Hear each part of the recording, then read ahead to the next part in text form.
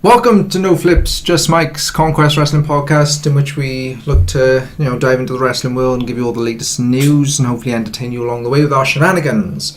I'm Rhys Baldwin, alongside Eric Hart. Yo. And so today we're talking, a variety of different things, from call-ups to SummerSlam sort of look on 1v1 matches to sell in overall. Is it good? Is it bad?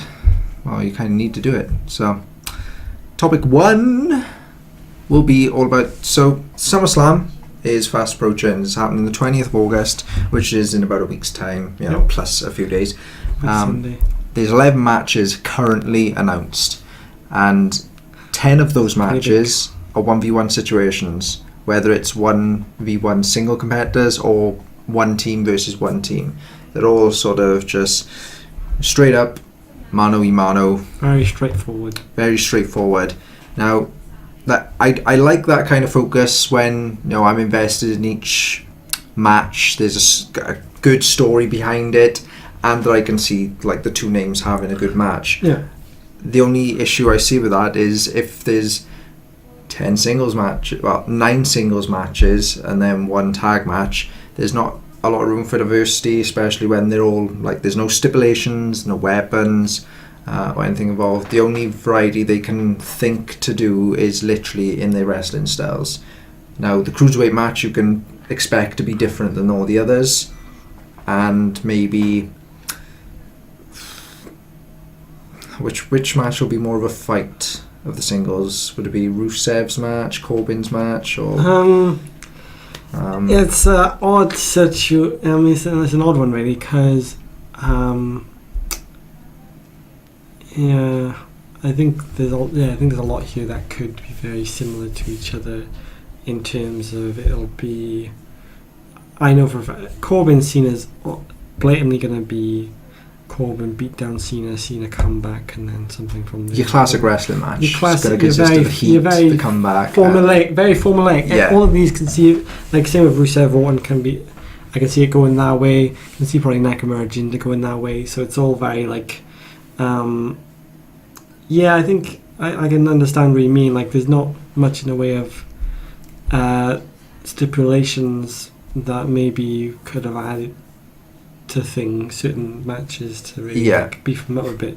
I mean, the way I feel like there's a potential for New Day Usos to have a stipulation added to their match, even though they're the only tag match announced so far. They're probably it's 100% likely it'll be Cesaro, Sheamus versus Seth Rollins and Ambrose. They need to have another reunion tag team title match on there.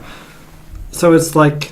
I think it is sometimes down to the stories and your investment in them. It is hard to see a varied lineup of different matches, but then again, people can surprise you sometimes, and they'll be like, we're going to work this like this, and then they'll be like, wow, that really worked. So that's a bit, I guess, down to expectations. If we keep our expectations to like a certain level, then so I'm expecting it to be pretty. You never know. Not boring, but the same. I don't mind it so much. I think it's interesting to have a classic kind of singles lineup match pay-per-view, because it's not something that happens often as such, especially on the big shows. Well, like, SummerSlam and Mania usually have the most singles matches on a pay-per-view, the most classic 1v1 but they also styles. have a lot of other stuff to They have a lot of other stuff. Because when you think about Mania usually does. Because I think it's nice. I think it's actually nice for the women's matches for once to both be singles, because usually on the big shows, one or two of them are lumped in with these multi-persons. And I feel like with these big shows, you want these two women to really just have the freedom to tell their own story. Big matchup for themselves. I feel like that's what they should have done at Mania with one of the women's divisions, because both of their matches felt very similar to each other, because they were just big women. Get them all on the card, and it's like, I want to see a big singles women's match at Mania. The same as like I'm happy they're doing it with SummerSlam this year. So that I'm fine with that. I feel like in terms of feuds, there's not really much they could do in making things multi-man, apart from really when it comes to title matches, you add another person's title matches. and it's like, but I think the US title thing got their own, obviously Styles and Owens got their own little feud going on. They have Gun McMahon as a special guest referee, so there is a stipulation there, so it is varied in its own way. Yeah, but like a special guest referee is like saying, you're going to have a 1v1 match in which there's no countouts. Well, exactly, so there might be a bit of leniency there. But Styles always doesn't really need that, because they always, you can guarantee, they'll put it something good, especially if it's on a big show. Something will happen, but I'm just I'm apprehensive. I think the main issue is a lot of these feuds have only just really begun, and you don't really want to throw them into a stipulation when they've just started. Usually it's more of a brush off to another pay-per-view. I think that's another problem, is a lot of the feuds have only maybe started like a couple of weeks ago or a week back. That's true.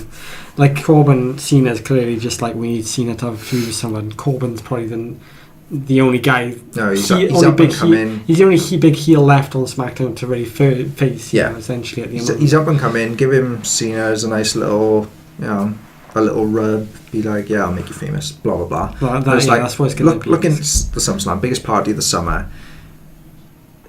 It's it would be nice to have a stipulation of some sort, ranging from just a Force Count Anywhere match or a lumberjack match to something else. Because, I think it was like 2 years ago or what have you, there was a lumberjack match on SummerSlam. It was Rollins Ambrose, and that's still a fun show.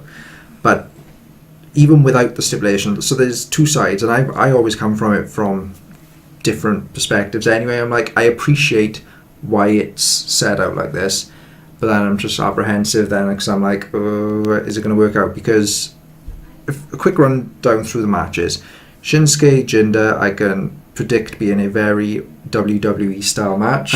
Very kind of I have safe. No idea how it's going to go, because it's an odd clash of styles. So like we said last week, so it's Naomi, Natalia, I can picture being a rushed little 6-7 minute encounter.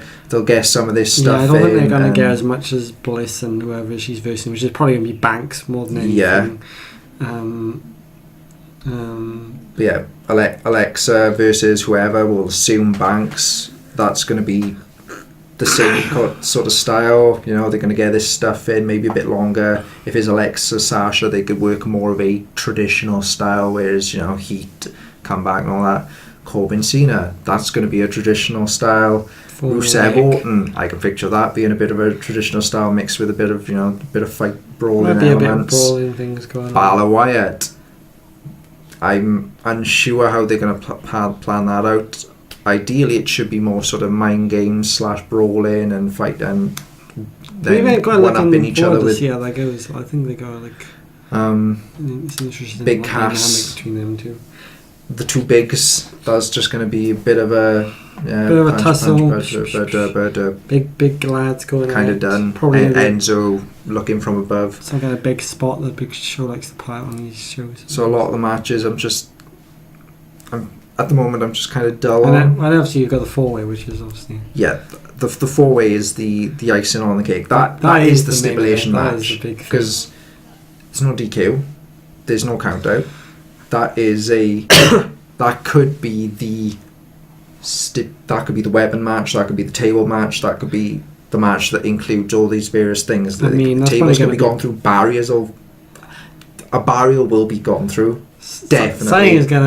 It's gonna go crazy in there. It's a spear through a barrier, likely.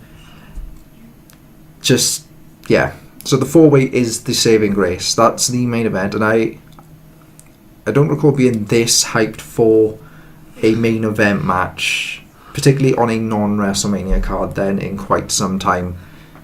The Universe title is on the line. You got the arguably the biggest dudes, especially on Raw, at least, just going at it. And they're all fighters. They're all brawlers. They're not really like Reigns can do a bit of wrestling.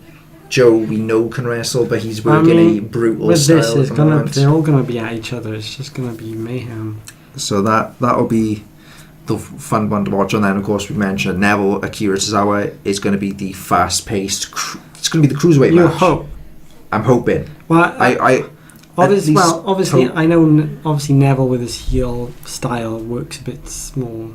Yeah, smarter now. Yeah, but I feel I don't know. It depends what time they get, when they're going to be on, and how they go about it. Because they might end up being. Well, I got all this on this thing. Maybe because they might end up being slotted on the pre-show like before, or because that's the thing. Some of these are going to be slotted on the pre-show card.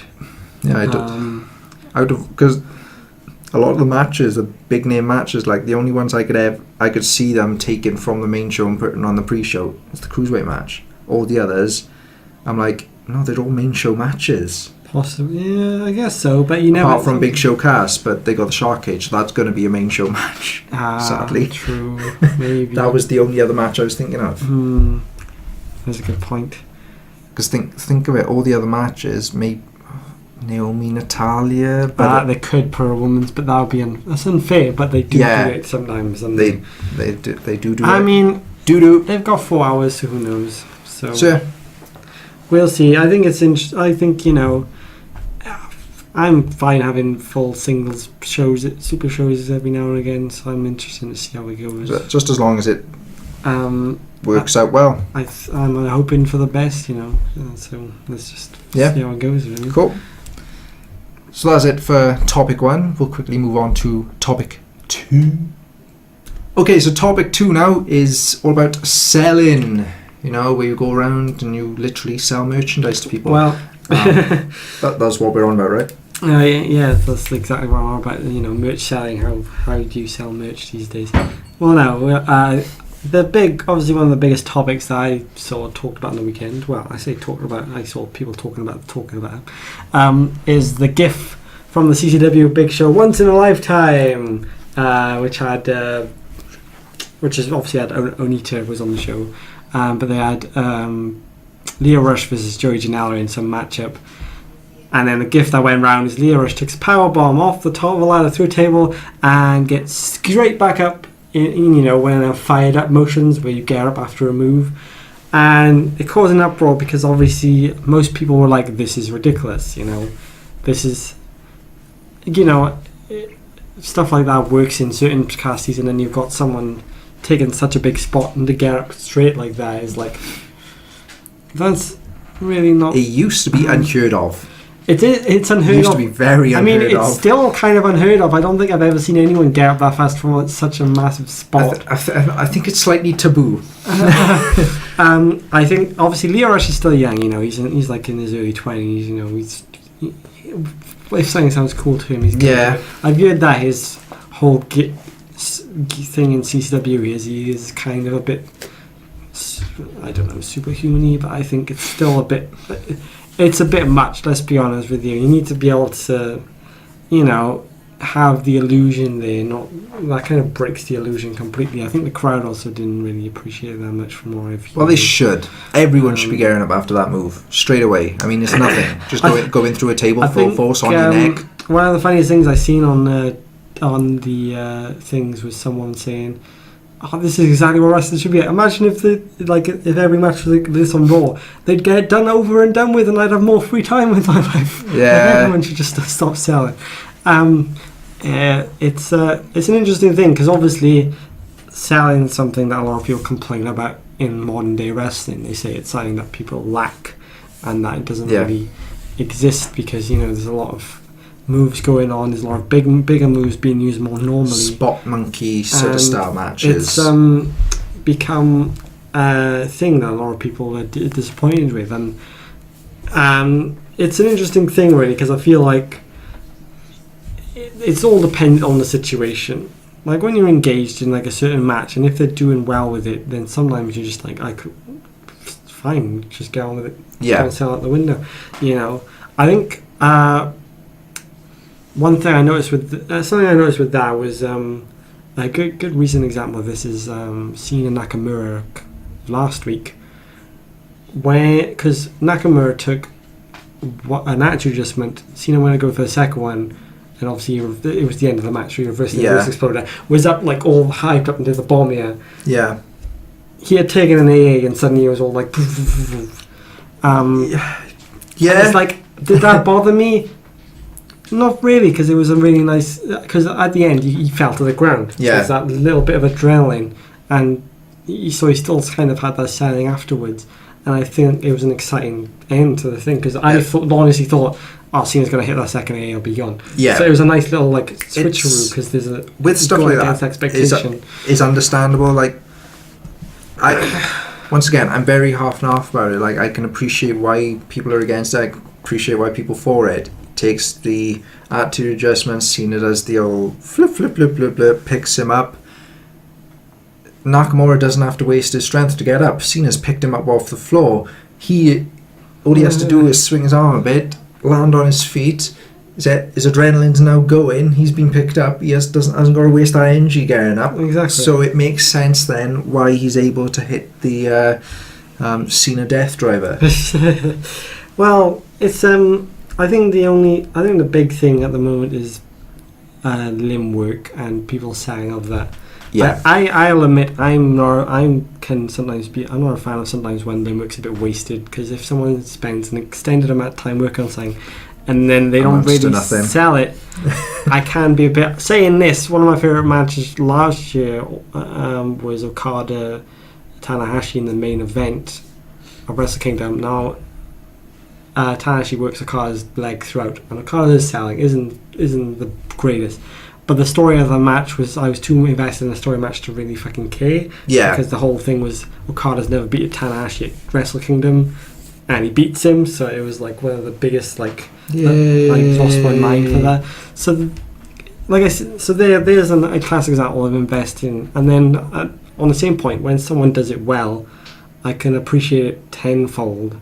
Yeah. And think that's pretty wonderful. I know one of things that Juice Robinson's done in the G1 this year is he's had this injured knee and he'll hobble to the ring a little bit, right, and then obviously people start working on it, and then he starts to adjust his offense to work so that his knee's not so bad. Nice. And I think that's a really lovely thing. You don't get a lot of these days, but I think stuff like that I can always greatly appreciate. I think, and whenever we're watching, because I only ever watch WWE with anyone, so particularly like when you've come up for pay-per-views, we're watching matches, typically we're the first people to sort of be like, oh, you know what, good selling, man, good job. Well, we do appreciate some good selling. Like, I appreciate, like, psychology is the ultimate thing to me. Like, I appreciate a match that, you know, they work a match based on their current story. So if it's a heated story, they're brawling, but then they're working a limb,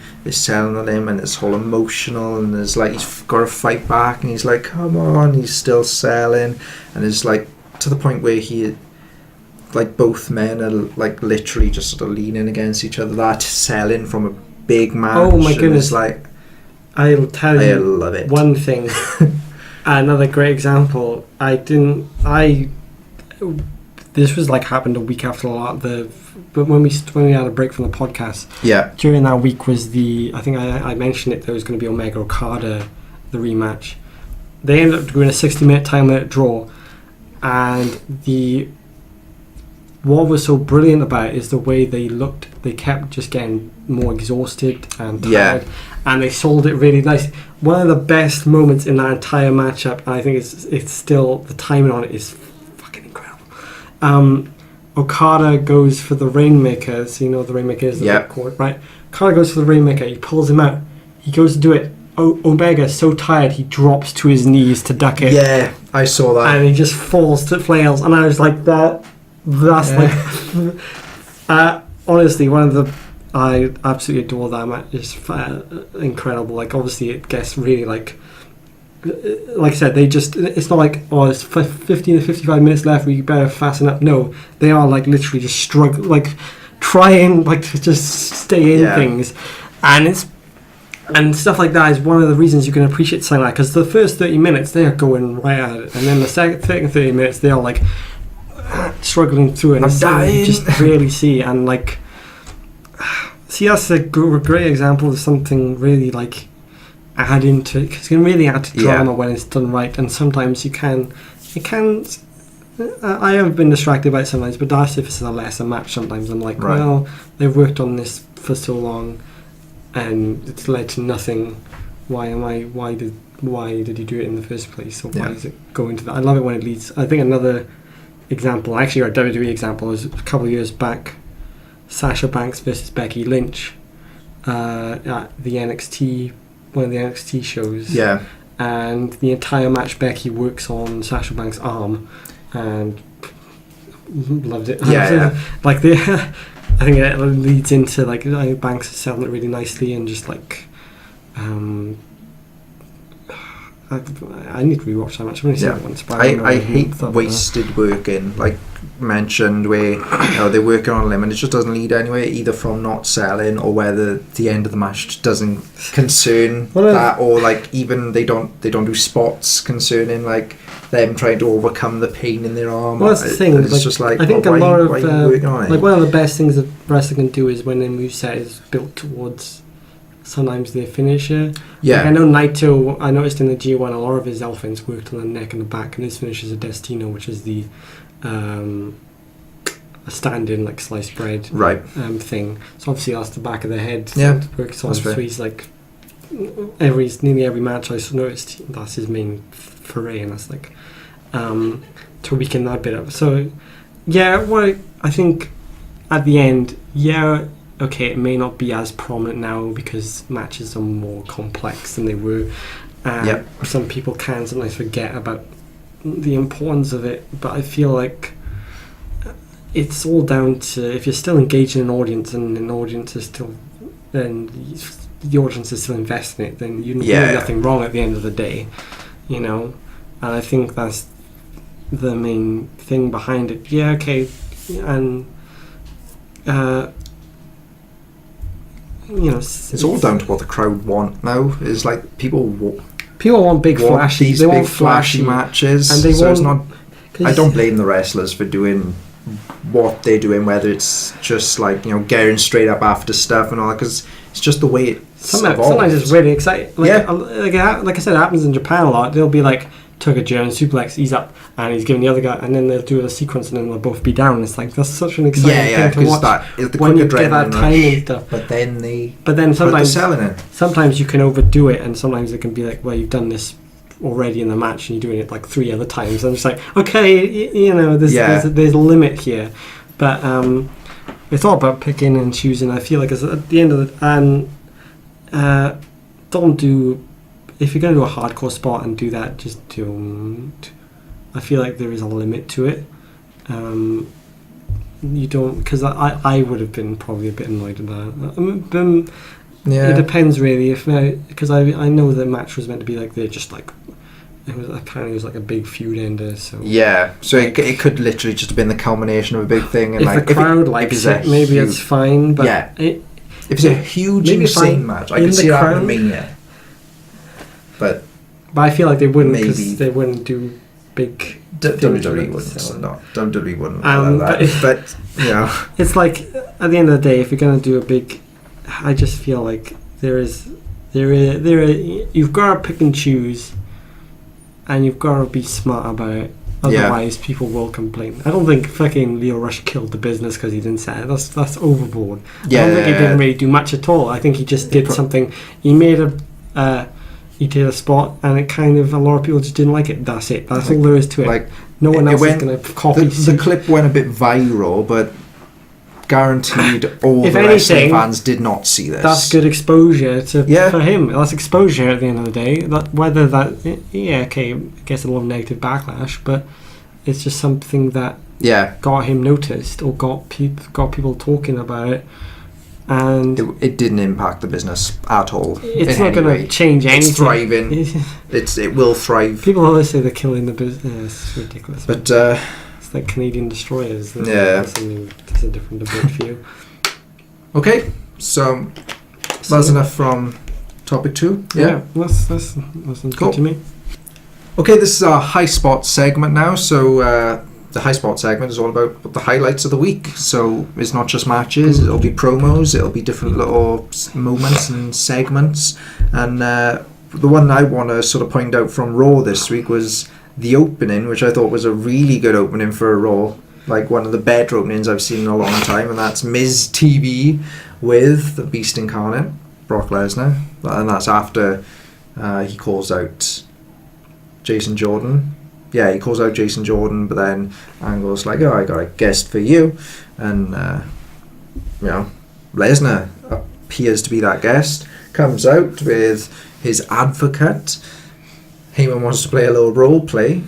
He's a kinky devil, and says, Miz and his entourage, the Miz-tourage, are each of Lesnar's opponents at SummerSlam, and Lesnar proceeds to make them his victims with plexes and F5s galore, and I just really appreciated it. It was a high spot on the show for me.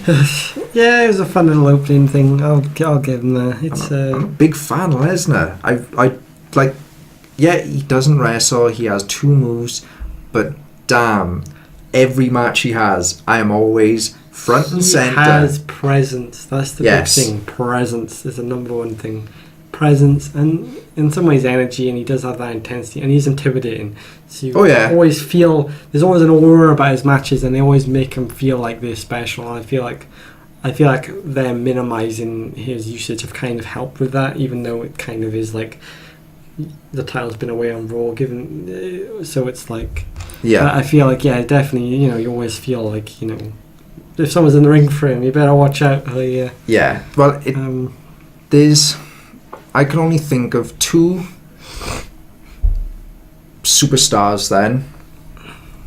When the entrance music goes off, I shut up and pay attention. Undertakers.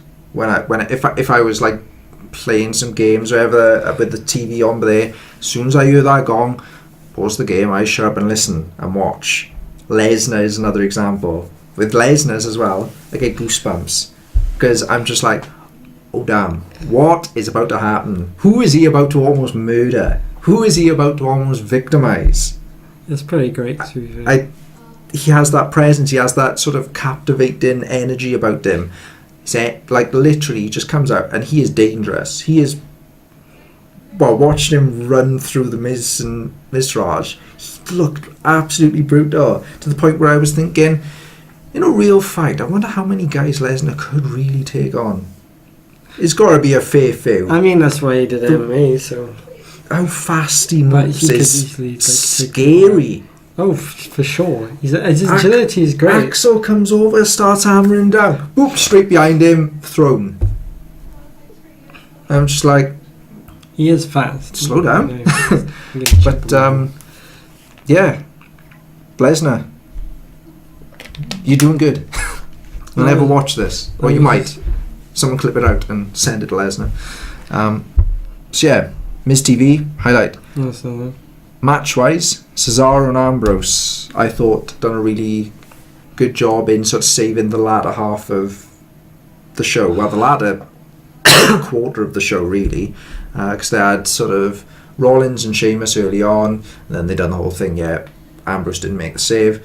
Then they sort of evolved the story with Cesaro and Ambrose, who had, I want to say, a lengthy-ish match compared to some of the others on the card. It seemed to be they were told, you are the main wrestling match tonight.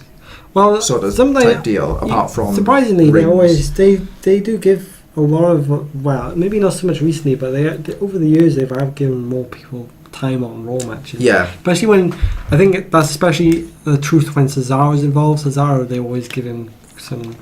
Yeah. They usually almost always give him a good amount of time to just go out there and do whatever, because, he knows he can deliver something good. Because Cesaro is Bay. So yeah, that was I think I remember that being a good little match up there. And then, evolved the story. They tried to attack Ambrose. Rollins came out. Burn it down! Burn it down. And they've done the whole not reciprocating the old fist bump. Boo Seth Rollins, boo. But if it builds up to like a tease and a Shield reunion, I'm all for it. You know what I'm saying? Shield 2.0 without Reigns. I was half expecting at one point to be like could Reigns join in? But then I'm like, no, Reigns is busy. He's got bigger fish to fry. I mean, I don't think they really need to have full Shield. They keep doing No. They kind of keep doing it almost every year. They'll have like some kind of little Shield-y route. Yeah. So they don't. It's not necessarily needed. I think they just obviously they haven't really got much for Ambrose Rollins at the moment because everyone else is busy. So they're just like, yeah, let's give you a little Raw tag team before we do this. I reckon one of them's going to move. It depends how the shake-up goes, really. Yeah, that's true. But yeah, that's like, that was a good little bit, really. But I think the biggest highlight on that show was the main event. Last man standing.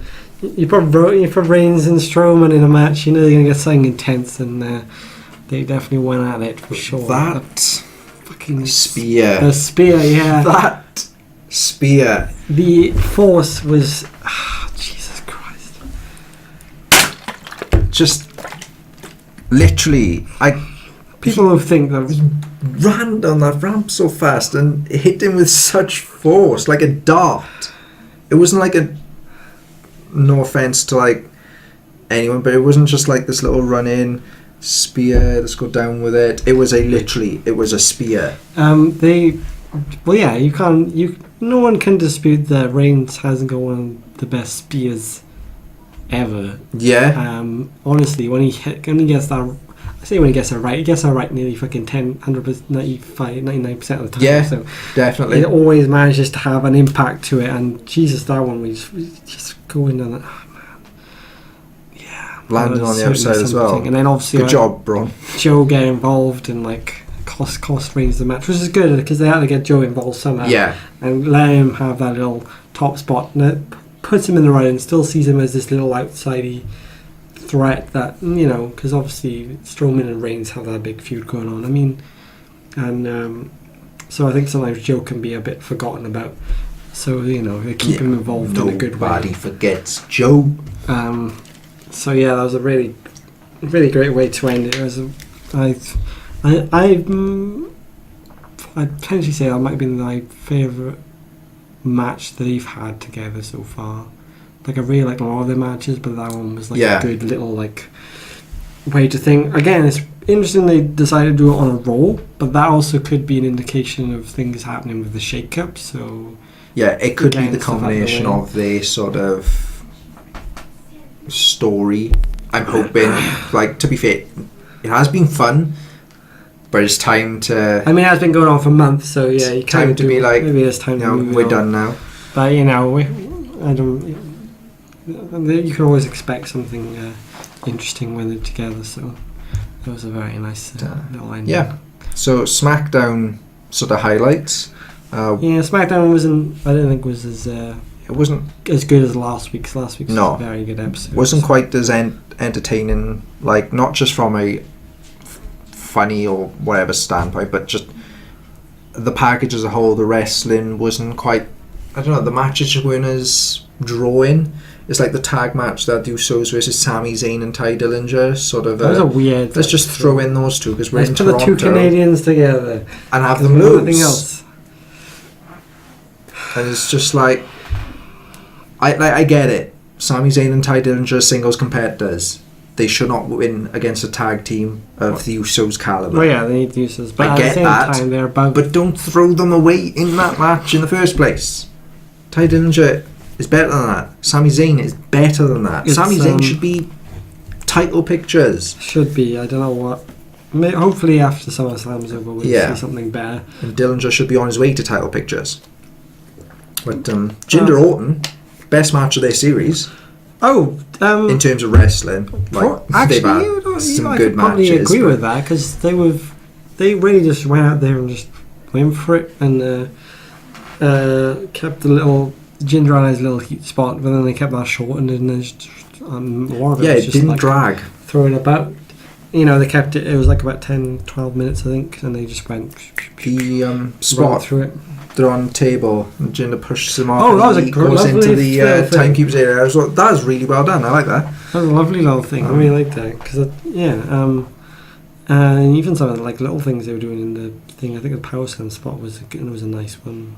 I noticed. Yeah. When he like kneed him in the corner, threw him off, and I was like, nice. The one thing, obviously, as well, Orton went over, which sort of goes to stand.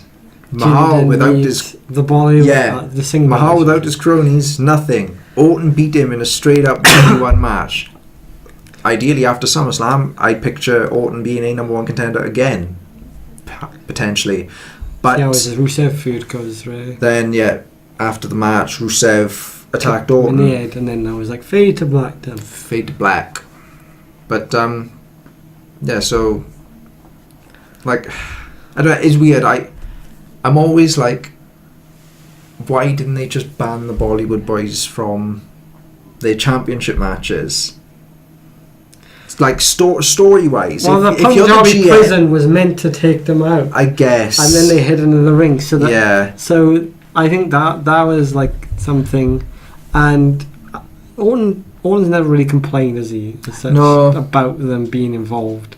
And so I agree. They haven't really got a GM involved to really like say ban. Yeah, like if I'm the GM, I'm watching these championship matches and they're all coming down to the Bollywood boys getting involved. I'd be there and I'd be, let's get rid of the Bollywood boys for a championship match. No, we'll just have the grudge match between Mahal and Orton, feature no Bollywood boys, no Great Khali, and Orton can come out on clean then. Well, you're fair. Orton's taking a class enough, so he was able to just turn it into the RKO. So yeah, he's he got him there. Yes. So it kind of it's like it kind of sets up that Jinder can be beaten, obviously without the Singh brothers involved. So it's going to be interesting to see how that plays into SummerSlam. That's the other thing. I think the loss people being like, oh yeah, without them you're nothing, and then he has to do this whole thing. Oh, you know what?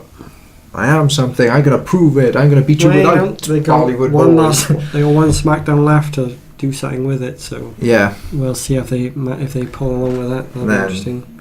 One of the best reoccurring segments each and every week, the Fashion Peaks. It was Fashion Police, Fashion Vice, Fashion Files. Fashion Files. It's consistently good. I really want to know who these.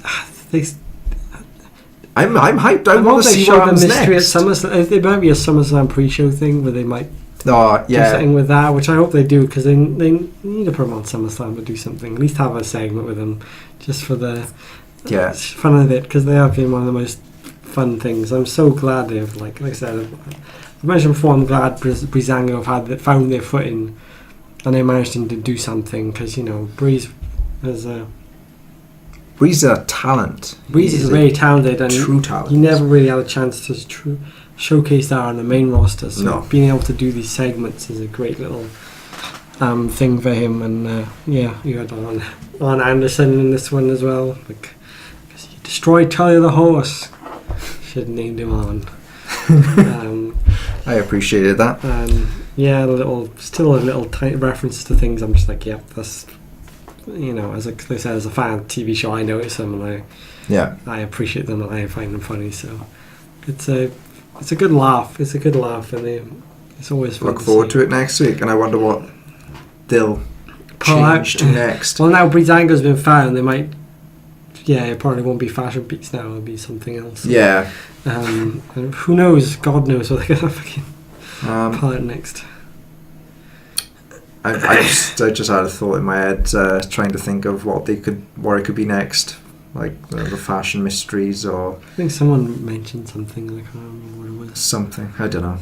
But so this is the time now where we sort of switch gears. We look to another point in the wrestling world, sort of just in general, be it Japan, indie sort of style, mainly whatever. Japan, mainly Japan, of course, because that's what I know. It's what you know. Then again, I got yeah. It's time for the Hot Attic. Insert cool intro here. Right. I got there's quite a bit of things this week. One of the main news things, it's kind of sad actually, it's a sad news story. Yoshihiro Takayama got injured in April, I think it was. He's a wrestler. It's been going on for a while now. He did some shoot fighting stuff, and he's like a massive lad, blonde lad, and very stiff worker. Very stiff strikes. I've seen something about this. He had we got given an update. His neck's broken. He is paralysed from the neck down. Currently, it's a very sad situation. I think he apparently did it attempting a sunset flip on someone, which for a big lad is kind of mental. Yeah, because he's like almost 7 foot or less, something like that. And he's a lump of a lad as well. And he's quite old now. He's in his 40s, so it's like I don't know if he attempted it or someone did it to him. I think that's what someone mentioned, that's what caused it on a show. So yeah, unfortunately that's bad. So wishing him the fullest recovery we can at this time. We mentioned the CZW show. They had Atsushi Onita was there on the show.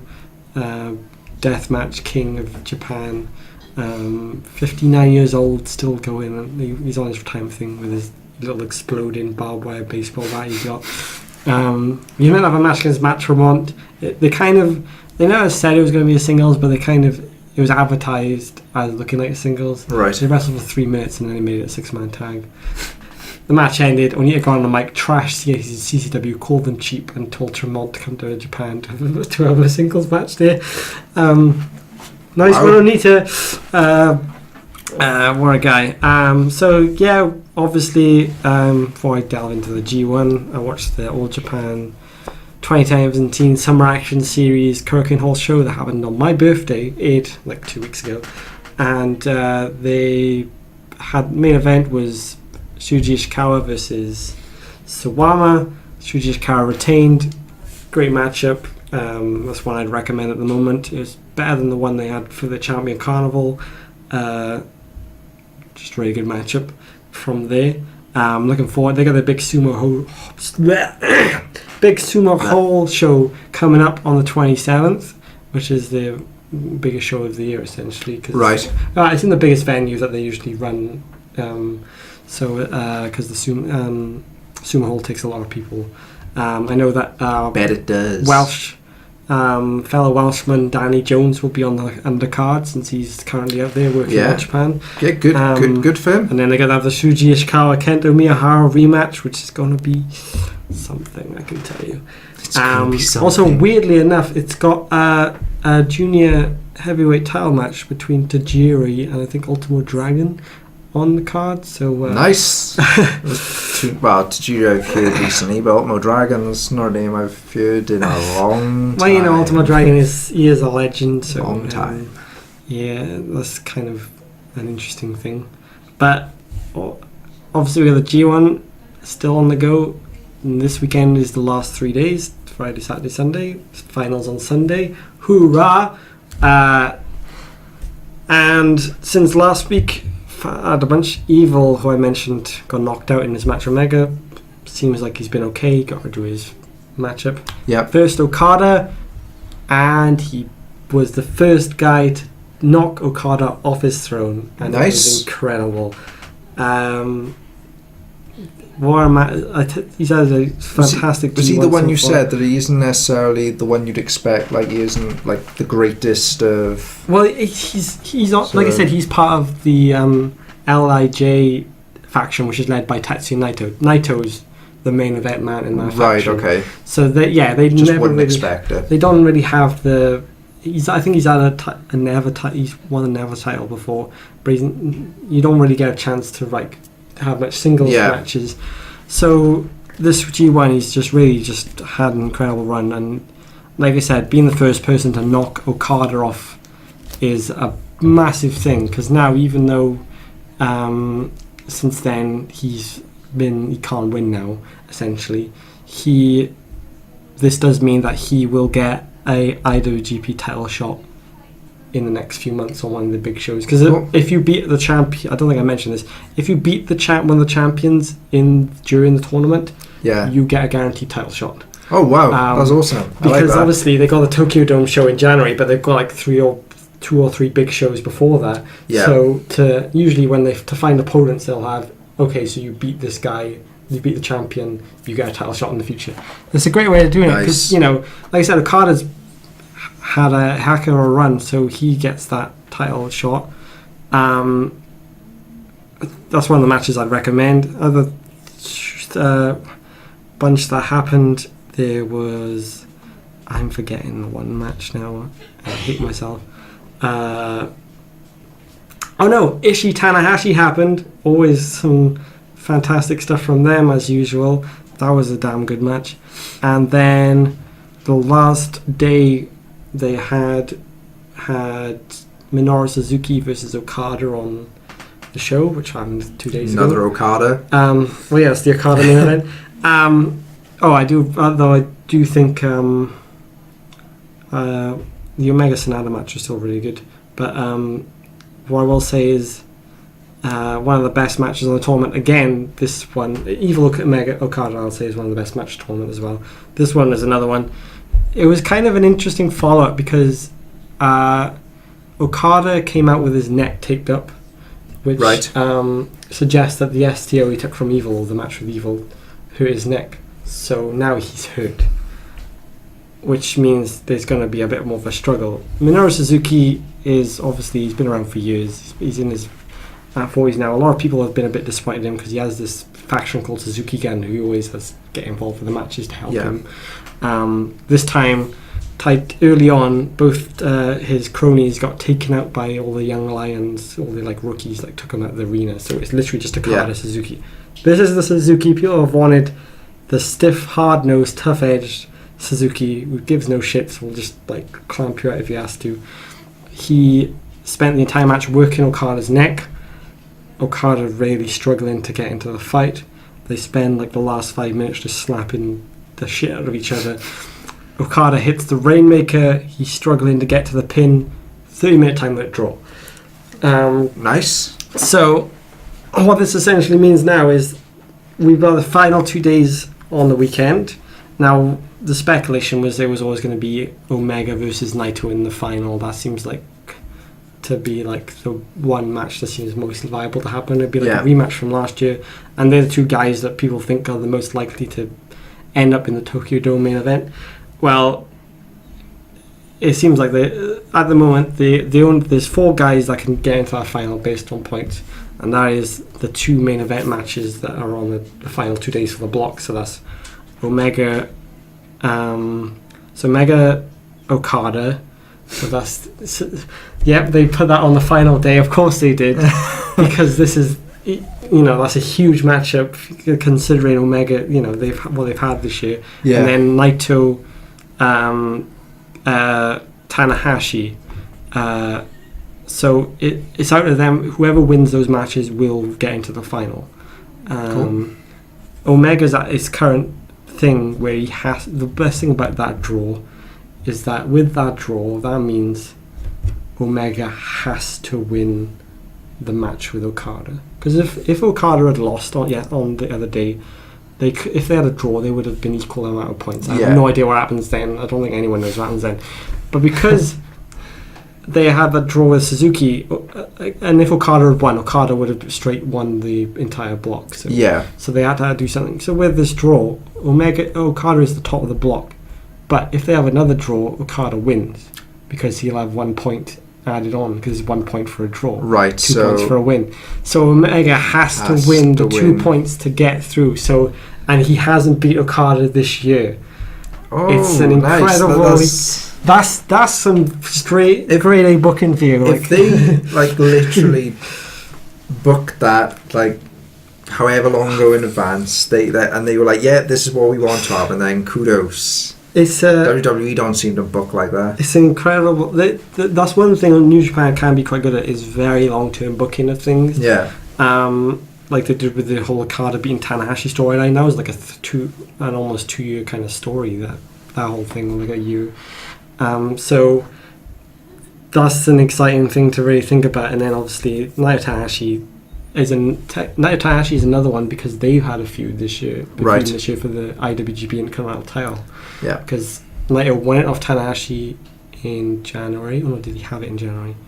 And then Tanahashi won it off him at their last big show they had in June. So now they're like, I think they're like one apiece in terms of wins. Right. This year. Okay. So there's like they've had a feud this year. So that's like a big thing as well. Cool. So it's very good booking. It's kind of like it's slightly predictable, but it's kind of the booking you kind of want to see at the same time because it's story like driven. When it comes to like tournaments and the way they kind of book feuds into tournaments in general, it's like it can be predictable, but from what it sounds like, the way it was booked, it just seems like really. This is the big thing, like I said, because like I said, Omega, the first match, Okada won. Second match, time limit draw. So now Omega has to win the match. And obviously, they don't get the 60 minutes. They only get 30 minutes. It's a 30-minute time limit on these tournament matches, obviously. So it's like crunch time, and I can see them. I'm looking forward to it. This weekend is going to be the big one. But once it's done, the G1 will be finally done for this year, and then it'll be SummerSlam and NXT. Yeah, it's a hell of a week, really. So that's my 2 cents on the thing. Awesome. That's probably went on longer than expected, but there's a lot to get through. So that was times. That was the Hart Attic. Okay, topic 3 now is all about the NXT call-ups that we've had in the past 1 to 2 years, and how those superstars are now doing on the main roster, because we've sort of noticed a lot of them are just getting really brushed to the side. Been such a mixed results, because there'll be a lot of people who are like really over in NXT and they've come up and it's just not worked, and that's pardon me. My goodness, it's been like that ever since essentially when Bo Dallas got taken up to the ring thing. Yeah, because I think he was one of the first people that got the call up from there, wasn't he? Yeah, definitely one of the earliest ones. And aside from like other people, but then he's the one that had a lengthy mainstay in NXT. He had that year title run. Then he got put, and that's the thing. I think it's mainly down to these people who've had these lengthy NXT runs more than because some people are in their short time and they're brought up and it's fine. Like in the early days of NXT, they were obviously you had Rollins and all that, but like. Yeah. But it's lately, but since Bo Dallas got moved up, a lot of them have just kind of been swept under the rug or not getting as thing. I think the women have been the most successful, but that's because the women division needed them. There's a difference between that's a supply and demand kind of deal, and what the division needed to become what they are now. Then, for me, like it's not just that. Like with Alexa Bliss, for instance, she wasn't the best when she came up onto the main roster, but then she put her stamp surprisingly, and she became good. Well, I noticed her ability just seemed to thrive. Yeah, well, I know when she was in NXT, I noticed an improvement in her later days. Yeah. I noticed that she'd improved greatly, so I thought, okay, she can go up there. Obviously, when her first couple of months moved up, kind of was a bit shaky, or but she really managed to prove herself. Really managed. I mean, even like when they moved up Banks and Charlotte and Becky together, they weirdly missed something there, because that's when they tried to do the whole women's revolution. Yeah, and it was like, we'll just make them into little tag teams and have this thing going on. Put them into straight away. And I think that's the main thing. One of the things I think they have is they'll be like, right, we've got a shake-up coming, or we've got the Raw after Monday coming. Let's bring these people up, but with no plan. Yeah. And it's like, who do we want to bring up? Who do we want to bring up? They're not involved in the plans, so then they don't get anything. Yeah. And that's one of the biggest problems, I think, is I think they'll just move someone up. They'll have that big pop of them coming in, and they'll be like, well, they're there now. Hooray. Yeah, you got what you wanted, fans now.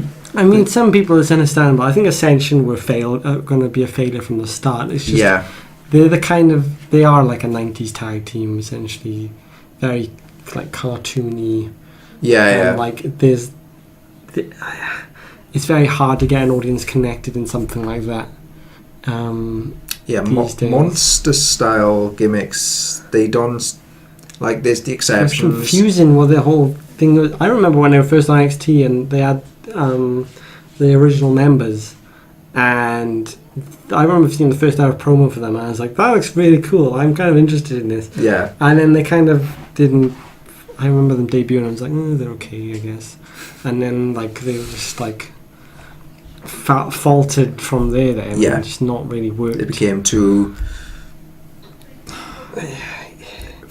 I don't want to say fake, but it just became too. There's nothing. It's one is confusing because you got this thing about Wasteland, but I feel like there's no direction there. It's just like a bunch of randomly bits of things. Like, what does the Ascension even mean? Yeah. Like, what is the Wasteland?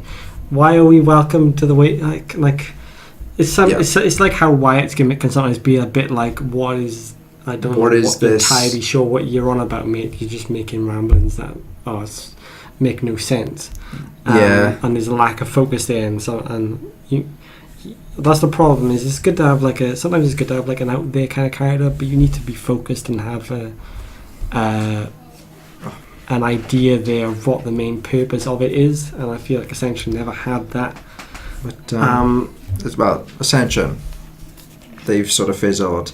Vaudevillains, they came up. They're not even a thing anymore. They're not even a thing anymore. They fizzled. Enzo and Cass, they got brought up. Not even a thing anymore. They were doing good. I'm surprised they didn't have a tag title reign, but they're not anymore. American Alpha got brought up. I mean, Enzo and Cass had a little bit of a reign, but a very tiny one at that. Yeah, they were another. Like I said, they got misused. Now they're broken up, and then because their momentum got taken off from American Alpha. And I think with Enzo and Cass, they kind of put them in like feuds that weren't with the tag team division. They put them in other feuds, which I thought was always very odd. But I feel like they were always kind of over, but they just never really got to. Like I said, they never got their title reign, which was very. So I think it was a surprise to a lot of people because they never got the NXT titles. Like, they didn't get the NXT titles. It's fine. They'll get the main tag titles. Nope. And you got Tyler Breeze. When he first came up, he was just suddenly shoved under the rug so fast. And I've heard this because Vince wasn't a big fan of him. And I'm just like, Vince had such a great NXT run. He had a lot of great single matches. He could have versed Liger in one of the takeovers. That's crazy. And that was surprising. Like, I was like, wait, what? That's happening? And then obviously they lumped him in a team with Breezango, and when you get lumped with someone who is also not doing well, that's usually usually that's like the death like walk. It's a matter of time before you go like what like I say like 3MB somehow managed to like got rid of, and now they're back. They're all back. They're all back except for Slater, who's been stuck there with just like random bits. The whole Slater story, I was like, they gave him the tag titles, and I was like, yes, I'm Heath Slater and Rhino. I was a really big fan of, and then they lost, and now they're just on Raw superstars now. And stuff. And things like that, and it's but Breezango managed to really. I found their footing now. They got given it, and I think we mentioned before about the brand split giving people opportunities. Yeah. This really gave them an opportunity, and so they've managed to really come into their own and manage something. Will they get a tag title reign? Probably not. But are they fucking entertaining as hell? Oh yes, Daddy-o, they are. Their segments are gold. And I think the most successful people are obviously the people, mainly apart from Bo Dallas, like we said, he's kind of just he's fizzled. But like NXT champion, so think Seth Rollins, he is doing amazing. Bo Dallas not so much. Neville is now on top of the cruiserweight division. Hey, Big E was but that was only once the cruiserweight division actually came in. Big E was an NXT champion really early on. Yeah. He went through a lot, and now he's one of the most popular most Biggest tag team in WWE today? Yeah, I'd say that. Biggest tag team? Who? New Day. No, Neville. Neville. I was on about Big E. Oh, Big E, yeah. Well, Neville was the NXT tag team. Right, Big E, yeah. No. I forgot about Big E. Neville's, I forget sometimes. Yeah. You forget how long he's been in the company, of course, because NXT has been going since 2012. So it's like 5 years there of stuff. That's crazy. Which you can forget about. I only watched bits and pieces of the early days, so I always forget about things. Big E came up. He won the IC title. He won multiple tag titles. So he's done pretty. He's done really well. Pretty well, considering. And like I said, now he's part of one of the biggest teams. Sami Zayn. He's in the Dolph Ziggler space. He's there for big, great matches when they need him. Other than that, they're just like, you can be thing they haven't. You can be the lower sort of matches and. Obviously, I mean, obviously, then you've got people like Samoa Joe. He was given a big opportunity when he came up, but he's been around for years, and people. He's quite he was a well-known name essentially outside of WWE anyway. So definitely, there was always. I always thought if he'd get moved up, he's always going to have something there to help him. He's going to be one of the bigger ones. Owens, one of the biggest. Yeah. I mean Nakamura Balor, at the moment. Nakamura and Balor. Balor got a big thing through. So those have been doing the main event players are where it's at, and then it's the minor like Ty Dillinger got moved up his thing. Had a few good matches where he was coming out on top, and now he's losing, and they got Elias not even on show sometimes. Simpson, Elias, whose NXT run was actually crap and pure shite, and his Raw run's been pretty decent. Like the stuff he was doing with Ambrose and Miz, was it at one point? Yeah, and there was like a three-way thing going on, and now that finished, and then he was doing a thing with Balor. But it's like I was expecting Ambrose, Elias, and Miz to have a triple threat, IC title match, because I was like, I'm quite invested in this. You've got this drifter coming in out of nowhere and trying to claim stuff. And I was surprised at Elias, because he was someone I didn't like in NXT, and I thought he was never going to get any. I thought they were just going to drop him. Yeah, I honestly thought they were going to drop him, and then he got the main roster thing. I was like, okay, and he's made it work, and he's gotten better, a lot better since he debuted. Because I remember that debut, and I was like, yeah. My favourite NXT call-up happened this year when the Revival finally came up to Raw. Sadly, not through no fault of their own. It's just been is bad luck. Injuries happen. They just haven't been having the best run. Because it looked like they were set to have tag title matches and for sure and win the titles, but unfortunately, Dash Wilder's jaw and Scott Dawson's bicep tear has been a bit of a thorn in their side, because literally there was no one louder than I was in the Amway Centre when Revival made their debut. Nobody.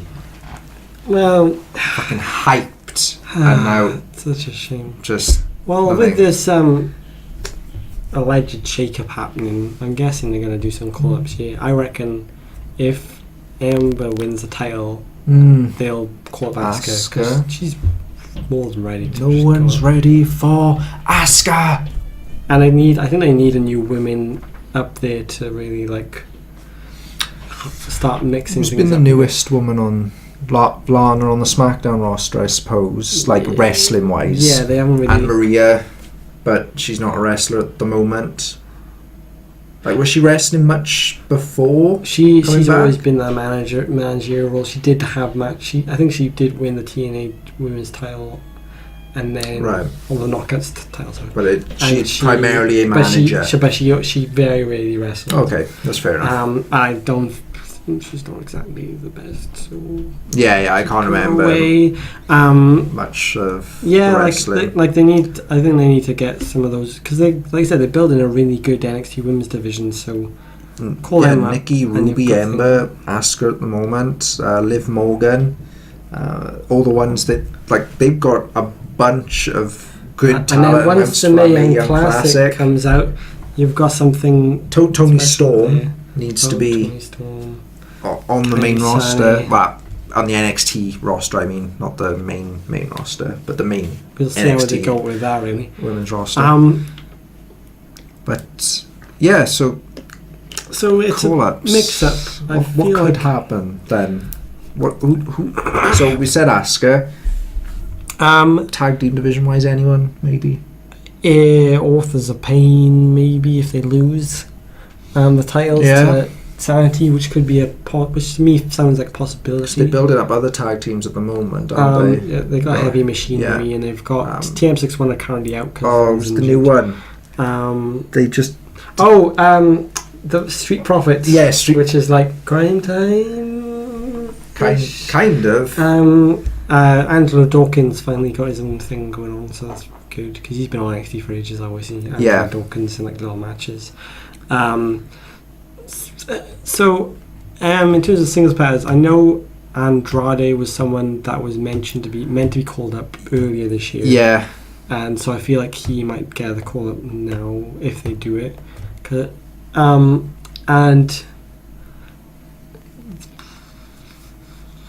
it's like main title. Like I want McIntyre back up on the main roster as soon as possible. I think it'll give. But I think McIntyre is going to get NXT, probably get an NXT title run. Yeah, and then he'll get back up there. Well, maybe. What is it? Or they're doing, if he loses to Rude, they might just chuck him up anyway. Because that's the thing. They're doing the whole. It's going to be McIntyre versus Roderick Strong next week. If Strong wins, he gets a title match against Rude. So it just makes sense for that match to happen. McIntyre to lose in whatever fashion, and then maybe just come up on the main roster. But maybe we'll see. We'll see, really. But then it leaves, so it'd be Roddy, Rude, who else? Like Hideo, Cassius Ohno, Aleister Black. They have got. I mean, they've got. They can do without McIntyre. They've got the ROH talent as well, like Bobby Fish and Kyle O'Reilly have just come in and stuff like that. Apparently, there's talks of doing like an ROH kind of faction, which I'm like, okay. I mean, they got enough ROH people that do it. Yeah. So, but it's I think the main thing they need to think is if you're gonna bring someone up, have a plan for them. If they're over, chuck them somewhere. They might have plans for everyone else, but if you're gonna, I feel like you need to have. Just bringing someone up sometimes isn't enough because they will get caught in a shuffle. Yeah. And you have to really think about, well, we could do this with this person or do this. Even you don't have to put them in a title picture straight away. Give them a good run. Be like, okay, we'll give them this good run of matches. We'll give them the title picture. Yeah. And obviously, wrestling's ever evolving, it's ever changing, it's ever thing. You know, it's a constant thing. There's no set path, so things can change constantly. But I feel like having these good. I feel like one thing WWE does probably fail at sometimes is not having a big plan. Along the foresight, they look at some. It might be like Mania. They'll be like, we've had this for Mania. Yeah. But then they won't be like, well, what can we do? What we're going to do the next pay-per-view until like the next pay-per-view is actually like. Like you feel they only look at certain people and be like, oh, we'll make a plan for you, and then the others we'll just figure out as we go along. It feels like a bit by bit, and I feel like if you can get that long-term planning with people, you can really help captivate obviously things. I'm not saying there's an easy task. And have a backup when there's an injury. For sure. Trying to get a plan for 30 people on each roster or however many it is. Crazy. Trying to figure out all their trajectories. Yeah, that's tough. But just have at least an idea. That, don't lose track of all your talent. It's good to have outlines of things, and if things aren't working, if you got too much talent, let some of them go so you can focus. So you can. I mean, they haven't had a mass release in years. Like a proper lots of these, because you at one point you'd expect it every year. I don't want anyone to go. To be honest, who's going to be the talent to go, and then they'll. Yeah. But at the moment, it's just like someone will ask for the release and they'll give it them. Yeah. Or you get these odd release every now and again, and it's really like. You could probably get less. Some people go if they're not really going anywhere, or but then you need those. You need some of the less talent to really. Well, there was an idea, wasn't it, of like call downs as well. So people getting sent back to NXT. At one point, I thought I heard about, or just. I don't know. Maybe that's the thing. They kind of did it with Ryder with his when he went for the hype bros. So maybe just not advertise it as much, but it depends who you're doing it with, really, and if you want to try a new gimmick with them, or they haven't really done anything like that with NXT for years. So. Okay, but yeah, like call-ups, at the end treat them right. Yeah, at the end of the day, have a plan for them, or just don't bother. Like, or you just make sure you've got the right choice. Yeah, definitely. You know what you're doing with them. I mean, sometimes sometimes it doesn't matter, you can't help it, and sometimes they just it's a victim of circumstance. But give me more Cassius Ohno. That's all. And get some better tag team. Do some of those tag teams, and actually make them work and split them up. I think I've seen like 5 splits this year. So. Oh yeah. You definitely need to Splits start rehaul with the tag team division at the moment, because it's getting. Yeah, they have some of their sort of mainstay teams, and then it's like others have sort of slid into the slid into the division, and literally they've just been on a long water slide where they're just waving, and then they go at the other end, split. Dear. But yeah, so that was topic 3, and that was the final topic. So thank you for joining us. If you like what you see, don't forget to give us a little, click on the thumb button down below. That would be greatly appreciated. Don't forget to click on the subscribe button. Yeah, if you subscribe, that'll make our numbers grow. It'll give us more awareness and stuff, and we can conquer the entire world, hopefully. And then if you want notifications each and every time that we upload a video, click on the little bell icon next to that subscribe button, and it'll go ring a ding ding. I don't think it does ring a ding ding, but it'll do something. True. And then that would be pretty damn awesome. You can join the Conquest through a number of different ways. You can support us on Patreon at patreon.com/join the Conquest. You can like us on Facebook at facebook.com/ConquestCG, and you can follow us on Twitter at @run_conquest, and then all our other stuff. So we have an editorial website, Instagram, Twitch, the YouTube page you're on now. I think all the links will be down in the description below. Maybe not the YouTube one, because you're on the YouTube one, but we'll see where that goes. And of course, this has been No Flips, Just Mics, episode 666. Illuminati confirmed. I have been Rhys Baldwin. He has been Eric Hart. I have. And of course, for joining us, you've been absolutely amazing. Thank you very much. We hope to see you next time on the next episode of No Flips, Just Mics 7. There's one more thing to do. Just a little thing. Ring the bell.